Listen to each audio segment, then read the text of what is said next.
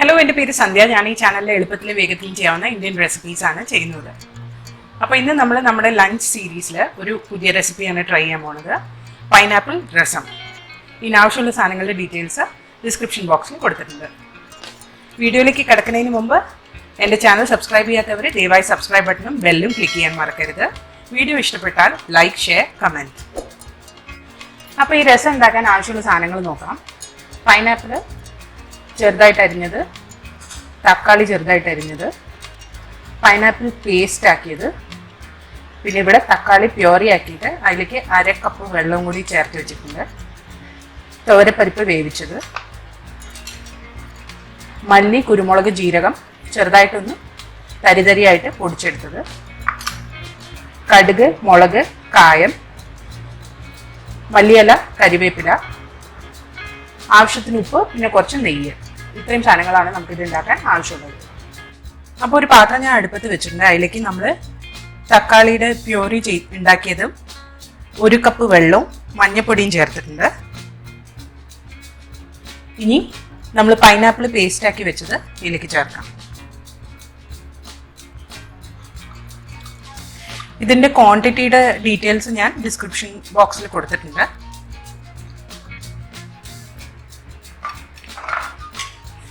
പൊടിച്ചു വെച്ചിരിക്കുന്ന മസാലയുടെ പകുതി ഭാഗം ഇതിലേക്ക് ചേർക്കാം.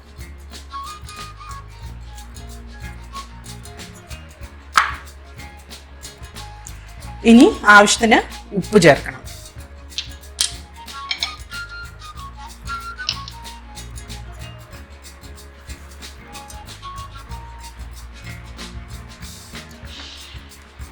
ഇതൊന്ന് നന്നായിട്ട് തിളക്കട്ടെ. അപ്പോഴേക്ക് നമുക്ക് അടുത്ത സ്റ്റെപ്പ് ചെയ്യാം. തക്കാളിയിലെ മിക്സ്ചർ തിളച്ചുകൊണ്ടിരിക്കുമ്പോൾ നമ്മൾ വേറൊരു പാനിൽ കുറച്ച് നെയ്യ് എടുത്തിട്ടുണ്ട്.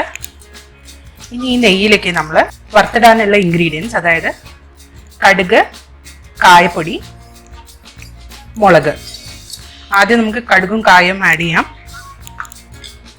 കടുകൊന്ന് പൊട്ടട്ടെ. കടുക് നന്നായി പൊട്ടി കഴിയുമ്പോൾ നമ്മൾ അതിലേക്ക് ചുവന്ന മുളക് ചേർക്കാം. മുളകൊന്ന് ചെറുതായിട്ട് ഫ്രൈ ചെയ്യും.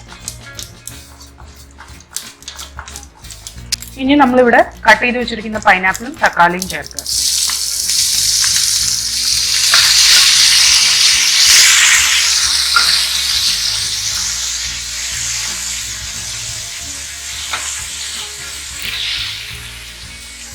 അതിൻ്റെ ഒപ്പം തന്നെ നമ്മൾ ചതച്ച് വെച്ച മസാലയുടെ ബാക്കിയും 1/2 ടീസ്പൂൺ സാമ്പാർ പൊടി. സാമ്പാർ പൊടിയോ അല്ലെങ്കിൽ നമ്മൾ കടയിൽ മേടിക്കുന്ന രസം പൗഡറോ ഉപയോഗിക്കാം.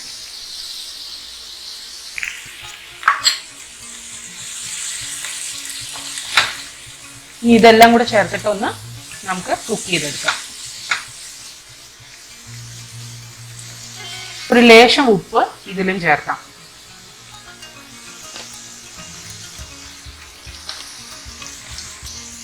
ഇതിൽ നമുക്ക് കരിവേപ്പില ചേർക്കണമായിരുന്നു, ഞാൻ മറന്നുപോയി, അതുകൊണ്ട് ഇപ്പൊ ചേർക്കുകയാണ്.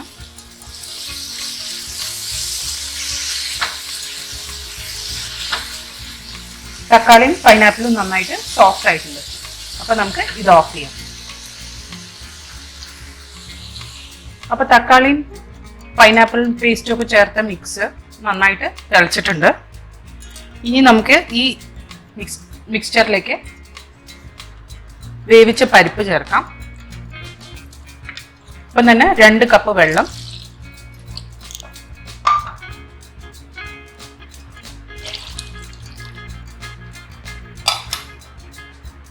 നന്നായി മിക്സ് ചെയ്യാം. ഇനി നമ്മളിവിടെ വറുത്ത് വെച്ചിരിക്കുന്ന ഇൻഗ്രീഡിയൻസ് ഇതിലേക്ക് ചേർക്കാം. ഇനി ഇത് അടച്ചു വെച്ചിട്ട് ഒരു തള വരുന്ന വരെ നമുക്ക് വെയിറ്റ് ചെയ്യാം. രസം നന്നായിട്ട് തിളച്ചിട്ടുണ്ട്. ഇനി നമുക്ക് ഇതിലേക്ക് മല്ലിയില ചേർക്കാം.